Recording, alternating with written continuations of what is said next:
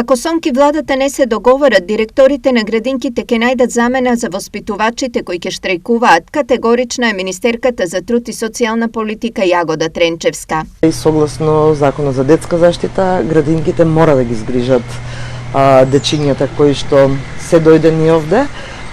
Општината е должна, директорите на детските градинки треба да се обратат до општините, да сите оние кои што ќе штрајкуваат бидат заменети со кадар, така да градинката мора да работи. Легитимно право е да се штрајкува, меѓутоа обврска и по закон и по устав е дечињата да бидат згрижени.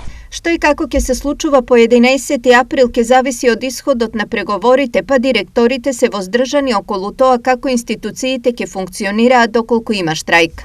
Диалогот се уште трае, додека ние немаме официјално ЦОНК дека штрајкот почнува, диалогот трае, се надеваме дека затоа што за доброто на сите нас и за децата и за ние нас како вработени да се преку диалог да се реши тоа. Ќе се организира секако процесот на згрижување деца нема да застане, ние ќе работиме, ќе се организираме затоа што не целиот персонал ќе штрајкува и ќе ги искористиме сите ресурси да тој воспитно-образовен дел не застане.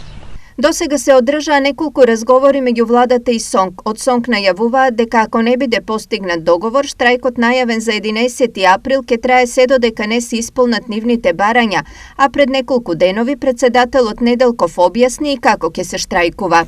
Тоа значи дека нема да се изведуваат згрижувачки и воспитни образовни активности и тоа значи дека вработените во овие установи ќе бидат во класичен штрајк. СОНК бара усогласување на платите во образованието со минималната плата и дополнително таа да биде основица со која ќе се множат коефициентите на сложеност на работни места. Се бара корекции на платата и за вработените во градинките, како и усогласување со минималната плата во високото образование и за вработените во ученичките и студентските домови.